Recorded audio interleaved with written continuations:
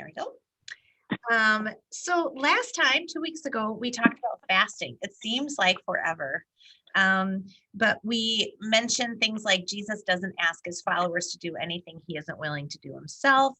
We also looked ahead past the Sermon on the Mount to Matthew 9, where John's disciples ask about fasting, and or others ask about fasting and say, John's disciples fast, how come you don't fast? And kind of that asceticism piece. And Jesus' response is basically the time to fast is coming, but it's not right now.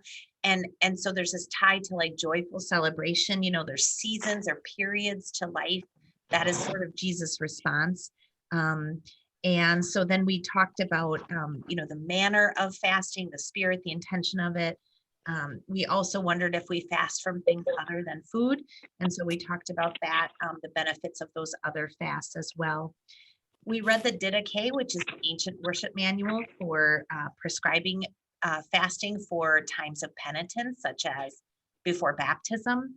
And then we talked about the precedents in the Old Testament for fasts and how they can be used for lots of different things.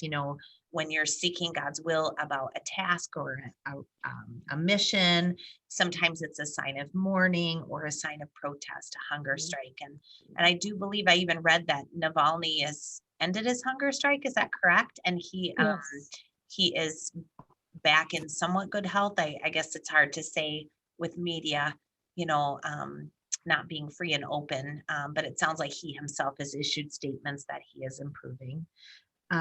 We talked about how one can pray without fasting, but we're not sure one can fast without praying because of the time that it gives you and the deep introspection that it often causes.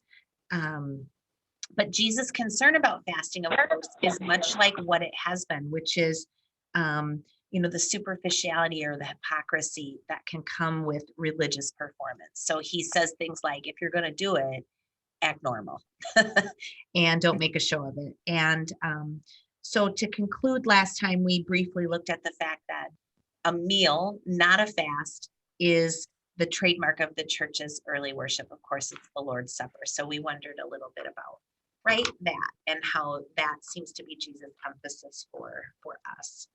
So our personal commitments are our ethical calls. We had about 3 of them. One person said self-control and breaking a habit. Another person said portion control, less of whatever it might be. And a third said commitment to mindful eating, not focusing on control so much, but pairing it with a sense of sharing so that the benefit is not just for me alone. So this week, as you can see, we're going to be talking about treasures and just lots of different things. So our artwork I kind of played with a little bit was Scrooge McDuck.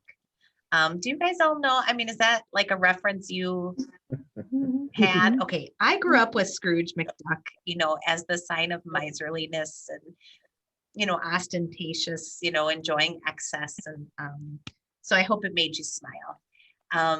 Caricature is sometimes a disarming way to talk about like cultural critique or personal shortcomings or that kind of thing. So in my family, it is the shorthand for that. So if Paul and I are ever discussing something by text message and he gets the Scrooge McDuck, then he knows, or I know. So that's the way we do it in our family. So we're going to look at Matthew 6. We're going to have 5 verses today, so a little more than we normally read, and next week even more so. But we're going to read 19 through 24, if anyone is willing to take that section for us. I can do that. All right, thank you, Micah. Do not lay up for yourselves treasures upon earth, where moth and rust destroy, and where thieves break in and steal. But lay up for yourselves treasures in heaven, where neither moth nor rust destroys, and where thieves do not break in or steal. For where your treasure is, there will your heart be also. The lamp of the body is the eye. If therefore your eye is clear, your whole body will be full of light. But if your eye is bad, your whole body will be full of darkness. If therefore the light that is in you is darkness, how great is the darkness? No one can serve two masters, for either he will hate the one and love the other, or he will hold to one and despise the other. You cannot serve God and mammon. Thank you. Thank you so much. So in our title of the study, if you read the email, you see that twos figure prominently here, one or the other, right? It's that kind of idea. So in the email, I talked about two treasures, two eyes, and two lords. And of course, I'm borrowing that from a commentary, but I thought it was a really masterful way to kind of get at how this passage hangs together, because these verses and next week's verses as well are kind of a study in contrast, right? It's meant to highlight similarities and differences. So my first question is, what are the two treasures?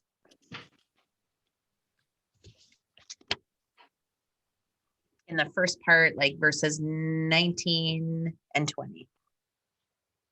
Yeah, treasure on earth and treasure in heaven. You got it. So, he talks about moth, I think yours said, Micah, moth, rust, and a thief.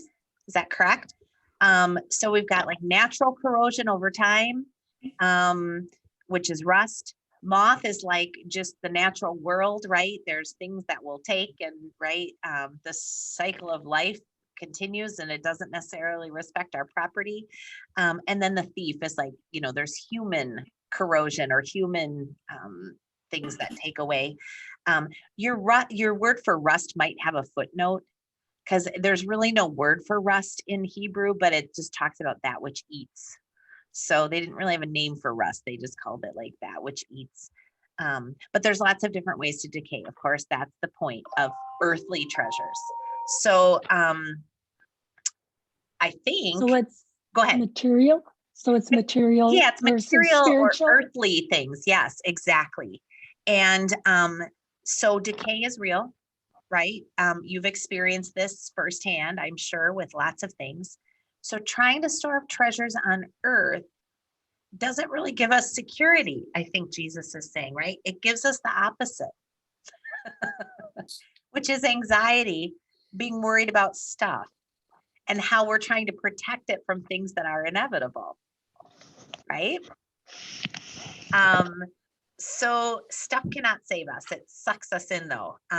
So Jesus is trying to liberate us from anxiety about gain, right? By talking about this heavenly understanding, where none of these things can be touched. So do you think that in general, you read these verses and they make you feel better, or are you so entrenched in your stuff? What do you think? Do you try to keep this in mind as you live and acquire? I think at my stage in life, I'm less concerned about stuff than I ever was before. I try to get rid of stuff, and in some cases, it's liberating. I'm glad you feel that liberation. I've had that experience too, and I think it's so much more desirable now. I will try to get it again. It becomes its own positive cycle, at least for me. Now, of course, most of us are speaking as people who have enough, right? Which is not always the case for all. But I do think we have a tendency, most of us in our Zoom today, that we have an overabundance of material possessions, far more than we can use realistically. So I found something interesting. St. Augustine preaches on the Sermon on the Mount in the 300s, and he talks about how there are common excuses for investments in earthly things. And do you know what he says? The hardest excuse. Are you ready for this? But it's for the children.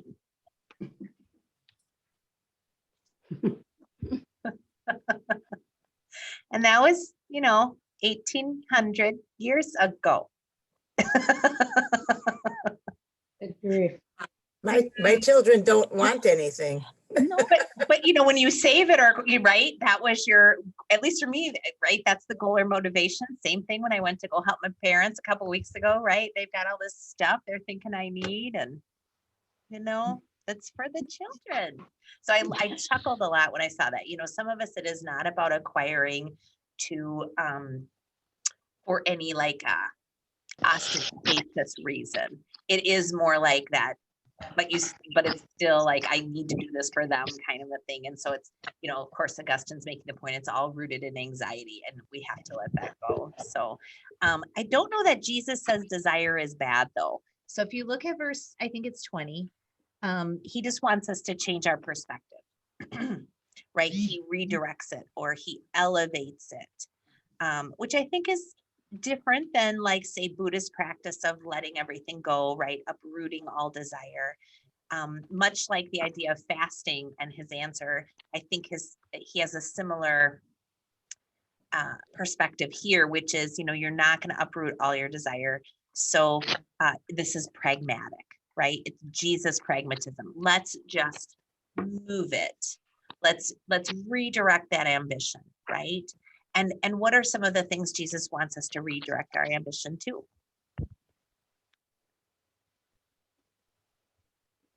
He doesn't say in the text. I'm just asking.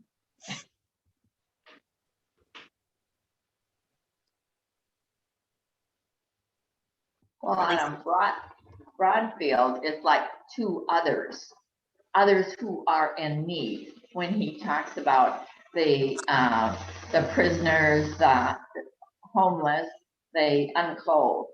So that's what I'm thinking he's heading towards or inferring. Yes, I think so too. So let's talk about that, heavenly focus. And it sounds like for Kay, it's very much like service to neighbor who is in need. How about for the rest of you, when you think about this idea of storing up treasures in heaven, like what does that mean to you? Because I think if we never really flesh it out, right, when we have the choices, it's hard to think them through. So I'm just curious for you, if you have like a real life example of when you were able to feel like you were able to do that kind of thing.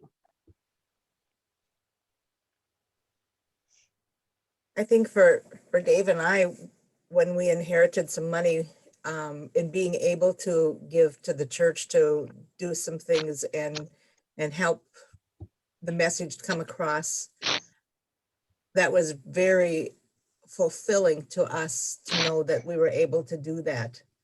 It was just a natural thing, but it was just gratifying to know that we were able to do that. Yes, thank you. And I'm sure you're not alone in that feeling, right?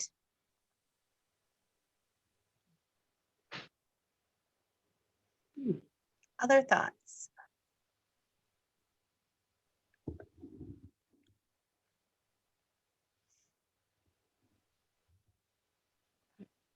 increasing our faith through knowledge. So for you, part of storing up treasures, and I know this about you, Jean, you love to study. So learning more, right, is like, it has been, I think, a real source of joy for you, right? Mhm. And so Yes. maybe even more than like, so I wonder, for when we have better options than shopping or Amazon scrolling, or right, when we have things that are more deeply fulfilling and we have experienced that, if that's the only way to get out of the trap of being worried about, and I don't want to poo-poo it because I like to shop, but there are things that are more fulfilling even than bringing home loot. Right? How about anyone else have thoughts about storing up treasures in heaven? One thought I had was, it's our community of faith, and building it and expanding it is one way. Yeah. And like, what a worthy goal to spend your time on, right? Is like choosing things with a common purpose instead of I mean, redecorating again, or right, or and again, I don't want to poo-poo any of those things because I like beauty too, but there is something extraordinarily gratifying about um, seeing community change or community cohesion. That is also beautiful and special. Other thoughts? Any other thoughts before we move on? We will march through all of these verses, of course. Tom and I have found as we've gotten older that relationships have really become more important. And having the opportunity recently to have a grandchild for a number of days, we never realized how enriching that experience has been to us. And yes, it's really been wonderful. Oh, I'm so glad. And, we talked about that Sunday a little bit, how caring is its own reward. And I really believe that too, right? Investing in relationships is, what better use of time? What better use of resource? Thank you. So according to verse 21, there is a little bit of well, success is a trap, I guess is what I'm going to say. There's a reference to the heart, and which is the seat of judgment, not just emotion, so it's like the will, the intention, your meaning for existence. So why do you think I'm saying success is a trap? What is Jesus says it differently, but what does verse 21 mean to you? Like this idea of where your treasure is, there your heart will be also.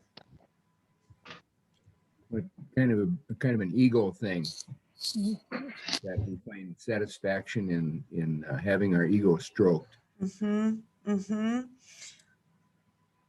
And do you remember the rich young ruler asked Jesus this question? The how do I do this stuff? This is actually also in Matthew's gospel. He comes back to a lot of the themes in the Sermon on the Mount later in parables. And do you remember that story? And so why would Jesus tell him that selling his stuff is the only option he has? Because the guy has to make a choice, and he isn't going to be willing to do that.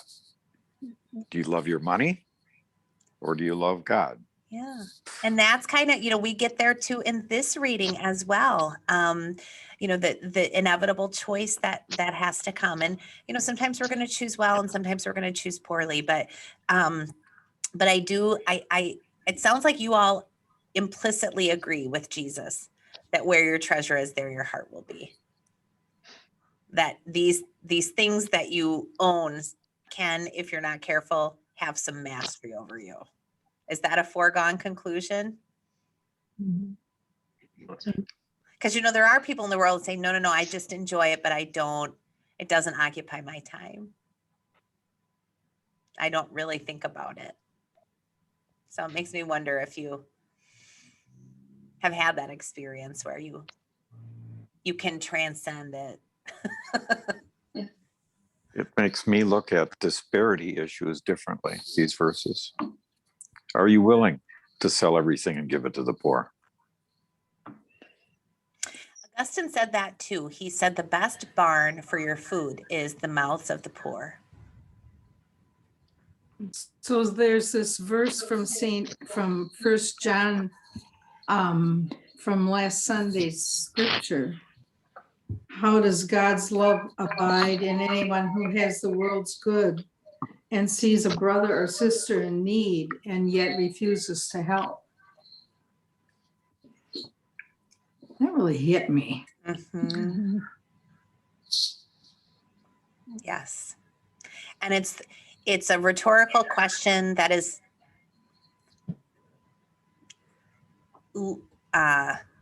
continually before us.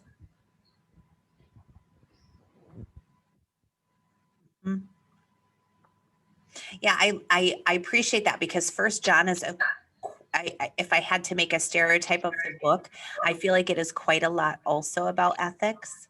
And so it really does tie very closely to the Sermon on the Mount when you read it.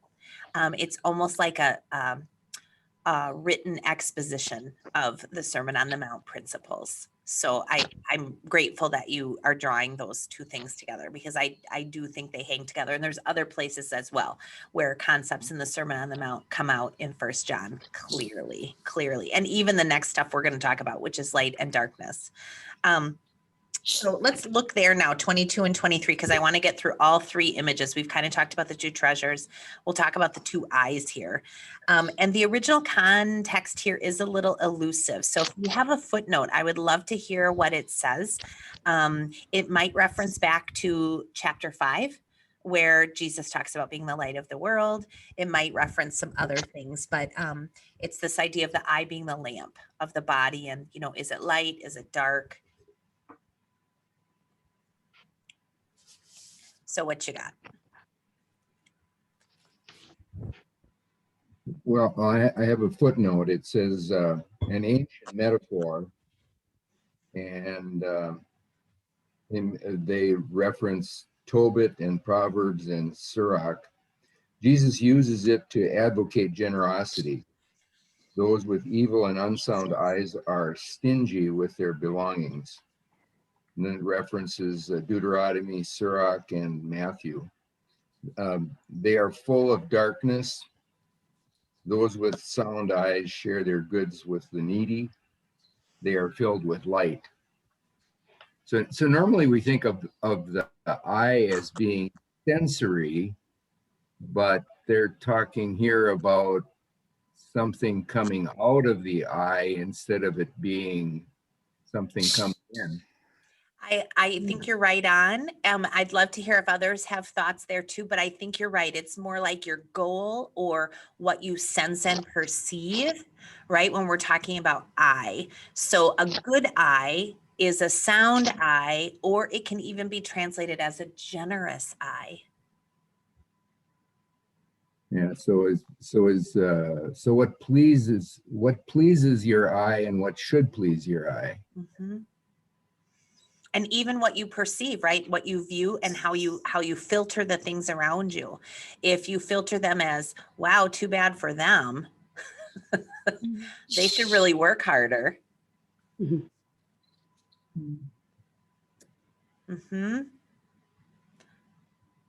I have a footnote as well. And it says, when our spiritual eyes are clouded by greed, there's nothing but darkness. Mm.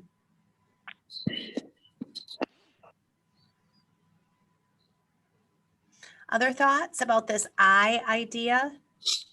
The bad eye is like the evil eye. It is a metaphor for like a stingy eye or a jealous eye, which I think kind of coheres with all of what you're saying, right? I don't know that we want to go so far as call things evil, right? That feels too far. But when we start thinking about jealousy or being stingy or being worried, scarcity, the scarcity model, like if I don't get mine, there's not going to be enough. So I got to scramble and get mine.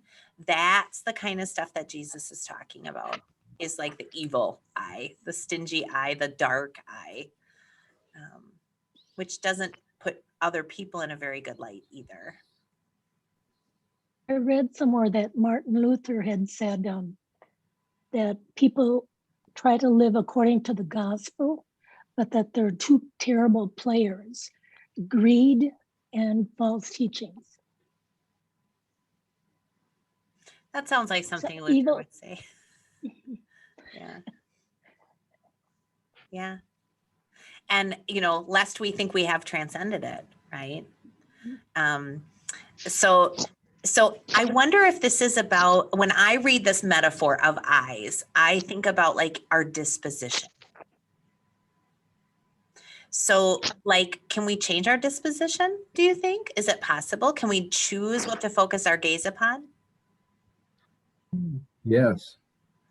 Yeah, we can choose what we choose to look at, certainly. Or do you mean the lens through which we look at things? That's the way I'm seeing this, and again, the metaphor is murky to us in the sense that we can't know exactly. And that's why I wanted you to read footnotes, because I do think there's several different ways you can look at this. But I guess if I were to say what my thought on interpretation is, that's what I feel like we're talking about. So we're, again, not talking about like physical eyes, but we are talking about perception or disposition or the filter. And I'm just wondering if we can change those filters, if it's possible. So to It go has- from a glass half empty to a glass half full. Yeah, right. Or society's out to get me versus what do I have to give, right? Ask not what your country can do for you, right? I think there's so many iterations of this choice that we were talking about. Two people can see the same thing so differently. There must be the ability to make a change because it's the same thing, and yet we see it totally differently. Mhm. We've got to be able to clear our lens. Take And I your think- glasses off and clean them. And I think sometimes just checking yourself on your own biases Mhm. and understanding why you have those biases and where they come from, you can sometimes clarify your perception of what you're seeing. Mhm. Yes, thank you. I think so. And, Jesus is calling, he's not criticizing the world. This is to the disciples saying, this is you that needs to do this. So there's an internal piece to the kingdom as well. So let's talk about this master stuff too, because that was in the text as well, verse 24. Because I do think that gives, again, yet another kind of facet to this idea. So there's two masters, one you love and one you don't. So contemporary when you put it in the idea of if Jesus is saying, success or false sense of security in items or, whatever we want to call that. But he calls them masters. So then my question is he overstating things? Is this really that big of a deal? It's a big deal, but there's a gray area there that we probably get lost in sometimes.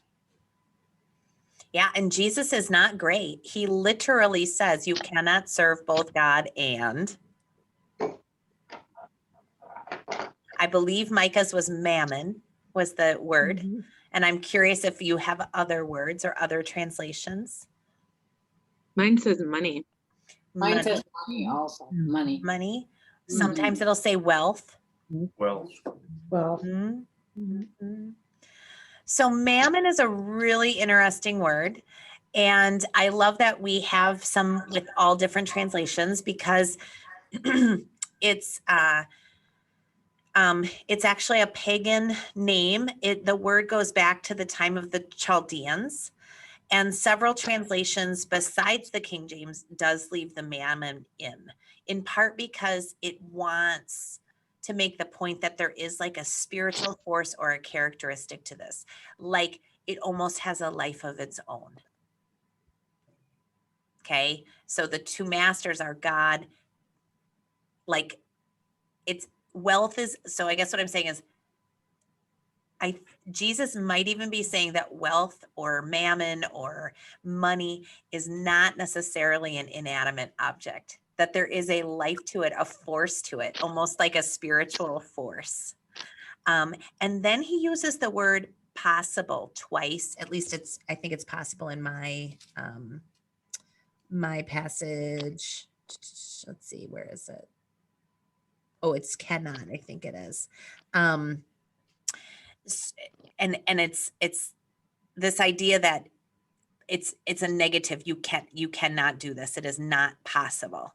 The word is dynatai, and it's used negatively. Like he cannot be more emphatic there. And he's saying, deny these societal gods, so to speak. Comments about that? Sounds like he's talking about what's in your heart. Yeah, heart, and even more than that, like there isn't this. There is a. I don't want to say two gods, but I mean, essentially that's what Jesus is saying. There's two forces here, and you have to pick one.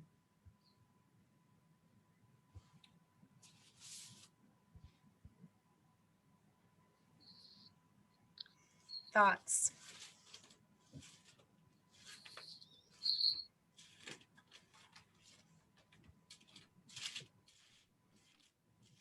I'm going to read to you from 1 Timothy. If you're a fast flipper, you can flip with me. 1 Timothy 6 is where I'm going to be. It's the last chapter of Timothy's.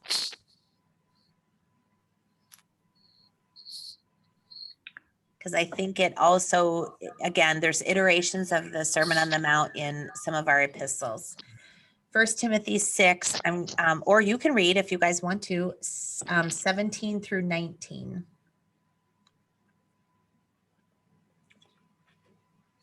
I can read it. All right, go for it. As for the rich in this world, charge them not to be haughty, nor to set their hopes on uncertain riches, but on God, who richly furnishes us with everything to enjoy. They are to do good, to be rich in good deeds, liberal and generous, thus laying up for themselves a good foundation for the future, so that they may take hold of the life which is life indeed. The life which is life indeed. Mine is translated the life that really is life. So what do you think? Why does discipleship include economics?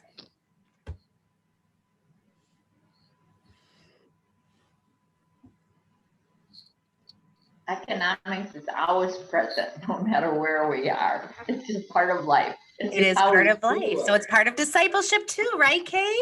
That's right. Mm-hmm. So it's not just our items, but it might be our time management, all of our investments, all of our possessions, all of our relationships demand our care into perpetuity. I think that's what Jesus is saying. So I did a little research, this is for last week, but last week we were just going to head into Earth Day. So I did a little research and I came across some statistics for you from Scientific American. Are you ready for this? And it's called Dear Earth Talk. I read a single child born in the United States has a greater effect on the environment than a dozen children born in a developing country. Can you explain why? And here is the answer. It is well known that Americans consume far more natural resources and live much less sustainably than people from any other large country in the world. A child born in the United States will create 13 times as much ecological damage over the course of his or her lifetime than a child born in Brazil, reports the Sierra Club's Dave Tilford, adding that the average American will drain as many resources as 35 natives of India and consume 53 times more goods and services than someone in China.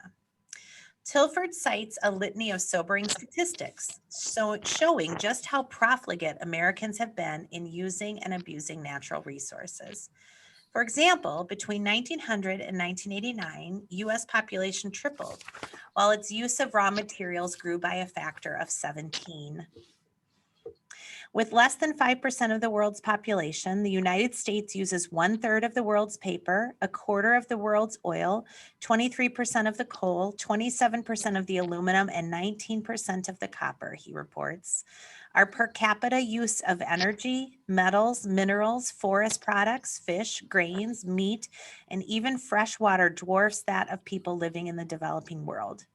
He adds that the U.S. ranks highest in most consumer categories by a considerable margin, even among industrial nations. To wit, American fossil fuel consumption is double that of the average resident of Great Britain and 2.5 times that of the average Japanese. Meanwhile, Americans account for only 5% of the world's population, but create half of the globe's solid waste. Americans' love of the private automobile constitutes a large part of their poor ranking. The National Geographic Society's annual Greendex analysis of global consumption habits finds that Americans are least likely of all people to use public transportation. Only 7% make use of transit options for daily commuting. Likewise, only 1 in 3 American walks or bikes to their destinations, as opposed to 3/4 of Chinese. While China is becoming the world's leader in total consumption of some commodities, coal, copper, etc., the US remains the per capita consumption leader for most resources. Overall, National Geographic's Green Dex found that American consumers rank last of 17 countries surveyed in regard to sustainable behavior. Furthermore, the study found that US consumers are among the least likely to feel guilty about the impact they have on the environment, yet they are near the top of the list in believing that individual choices could make a difference. Wow.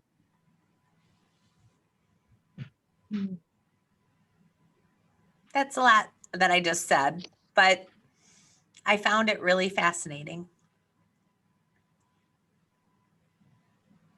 I think another thing that's kind of identifies Americans is this idea that we all hold dear in home ownership, because that certainly takes a lot of the world's resources for us to maintain that. And all of this stuff makes for an economy that's really powerful, and that's that's world power, because we have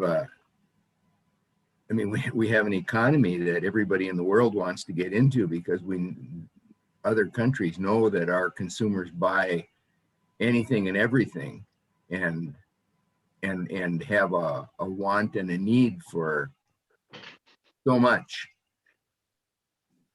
We consume like nobody's business, apparently.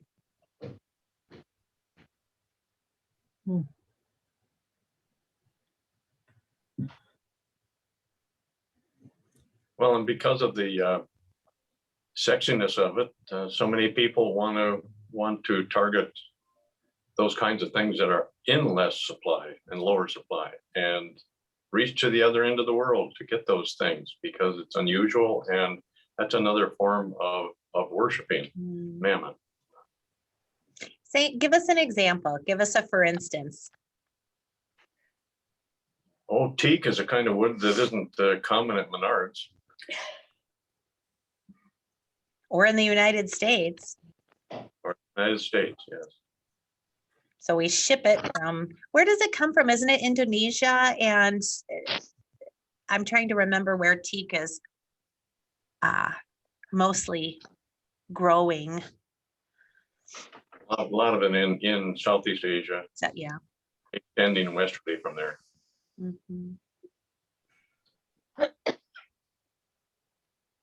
Or that chess set sitting on the table in the den, whether whether it's played with or not, quite often is made with resources that aren't very common at all. And again, teak, ivory, those kinds of things. Which for us becomes stuff we put on the rummage sale, right? We have consumed it.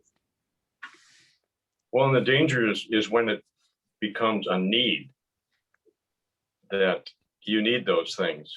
And we don't think beyond just our own satisfaction as to what is that doing to resources in other parts of the globe.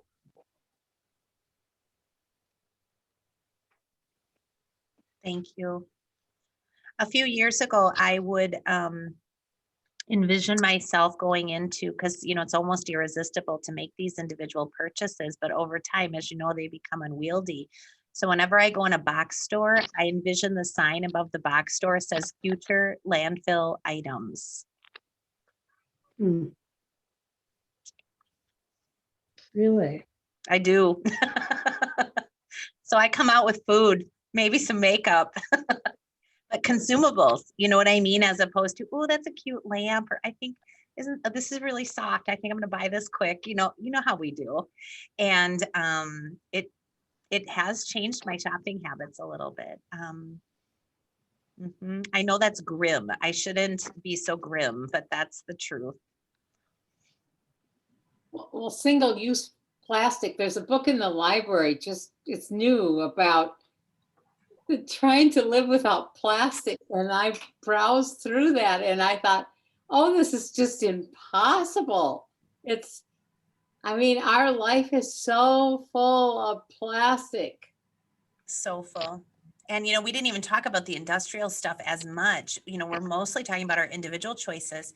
But like you were all saying, and Vern, you were saying too, like the society has been set up in a way that it is almost inescapable that we consume to a high level, right? Mhm.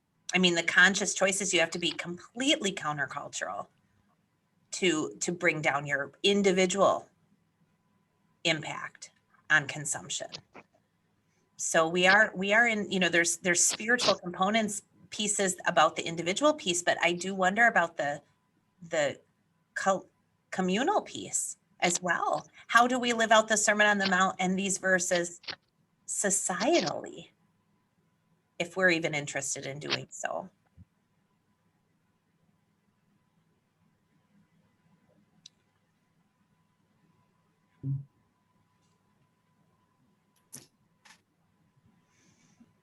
Other comments before we wrap up? Back to the conversation we had about changing our lens or our view. I think back to society also, there's that almost manipulation factor as well with the advertising and marketing and, oh, you must have this, or you should have this, or you're not cool if you don't have this, or, the subliminal also that you get this repetitive message and pretty soon it's like, oh yeah, I really need that. So I wonder how much that factors in as well. I think, at least for me, it works on me. It can change my eye. True. I wonder when the major in college first, or when we first had a major that was called sales and marketing. I mean, I think that's that's just scary. Yeah.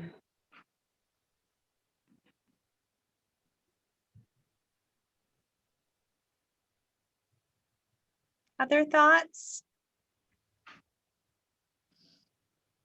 Okay, here's what Eugene Peterson says.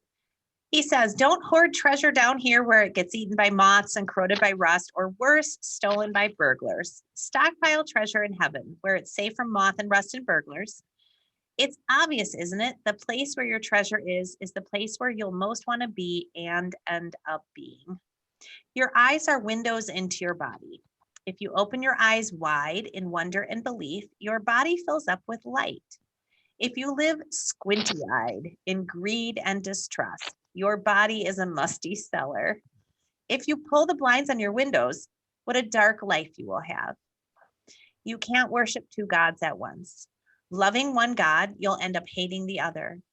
Adoration of one feeds contempt for the other. You can't worship God and money, capital M, both.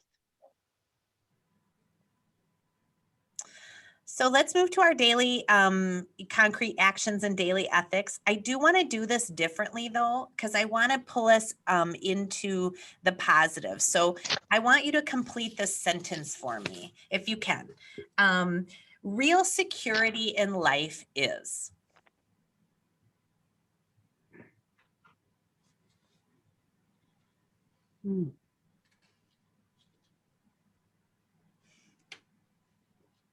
Developing a Christ-like character. All right. Thank you. All right. And others can share too. Whoever said relationships, yeah, I think Nancy did. I think relationships is real security. Having connection, a network of friends, children around, taking care of the elderly. I mean, just connection with people, I think is actually the security. rather than things. Thank you.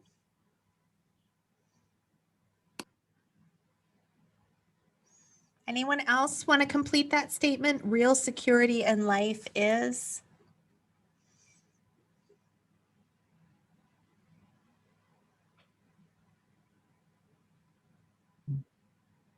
I'd say maybe knowing where and who to build your trust in.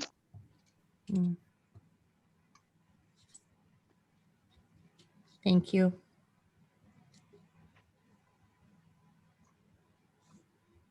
I think I would say relying on Christ in all things.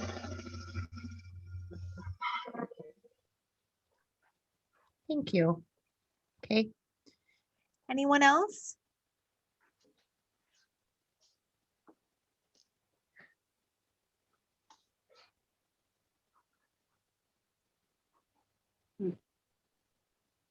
Well, Ignatius always says to make our purpose in life to spend eternity with our Creator.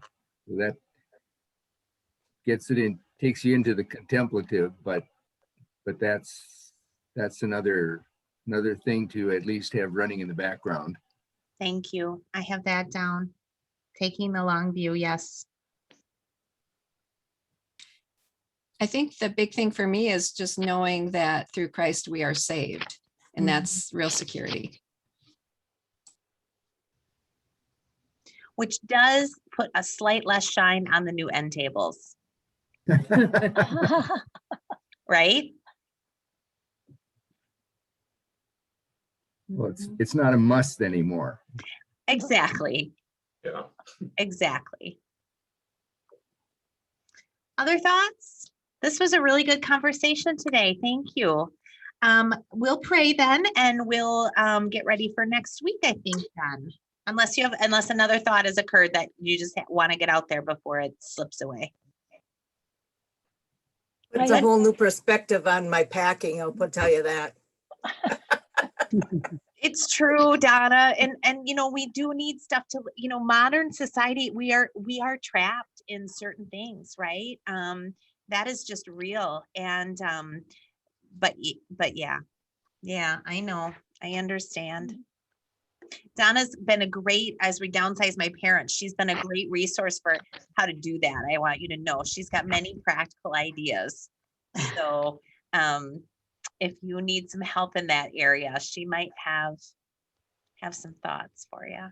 Another thought, so speaking of books and things, some friends of ours have been reading The Swedish Art of Death Cleaning. So you approach your tasks as if you don't want your kids to have to do this when you're gone. My cousin Joanne did that. And she was diagnosed with leukemia. She was about 81. To the point where she was single, never had been married, school teacher, very pragmatic.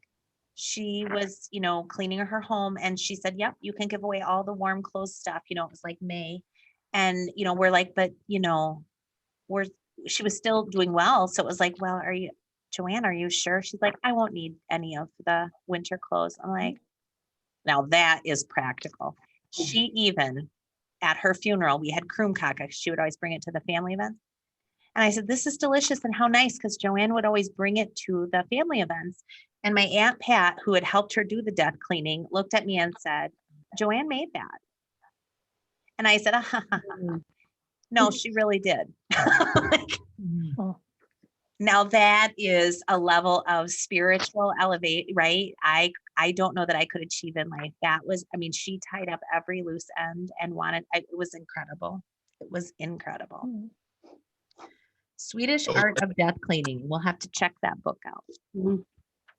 Those exercises are kind of a little different twist on come to Jesus meetings.